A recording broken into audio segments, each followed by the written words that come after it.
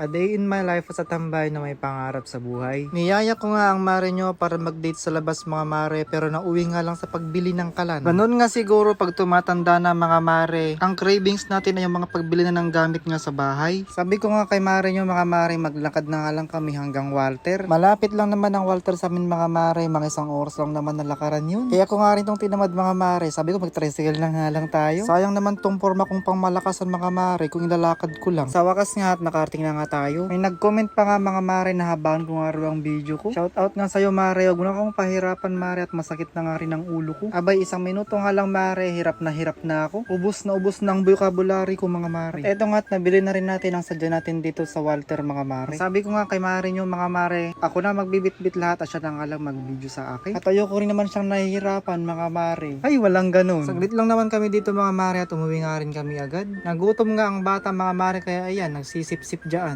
Pagdating nga namin sa bahay mga mare, nagpahinga nga lang ako saglit at inayos ko na nga rin ito. Sa totoo lang mga mare, hindi ko nga rin alam kung paano mag-ayos nito. Ako na nga muna ang magbo-voice over mga mare, paano hindi na nga kaya nga ni Ran. Abay kahit anong pilit niya daw sa utak na wala na nga mga maring lumalabas. Ganun nga talaga kahirap kapag magbo-voice over ka, dapat talaga malawak nga ang iyong mga kaisipan. Pero siya, ito nga yung sinasabi niya nga mga mare na hindi nga siya marunong, totoo nga yun. Pero nung nagsasama nga kami, abay natutunan nga niya. Wala kasi nang magsama kami mga mare, talagang tumayo kami sa sarili naming mga paa. Yung mga hindi nga namin alam ay talagang natutunan na nga lang namin mga mare. At eto na nga yung sitwasyon nga ng kalan natin, kaya kailangan na nga natin to ipagpahinga. Noong oras nga na to mga mare, sabi niya ibibidyohan niya nga daw ako para kunyari masipag ang mare nyo. Noong okay na nga mga mare, ayan ikinabit na nga rin ni Ran dito at inilusot na nga rin dito sa butas. Paano ba naman kasi kapag nagluluto tayo, abay kala mo naman nasa kalan tayo ng kahoy? Paano ba naman kasi mga mare kapag nagluluto na kami dito ay umiitim na nga yung puwitan nga ng kawali? Sumakto naman nga mga mare, etong si Ran tambay nga lang pero may pangarap, kaya naman pinaasikaso ko na nga rin sa kanya. At pinangalandakan pa nga.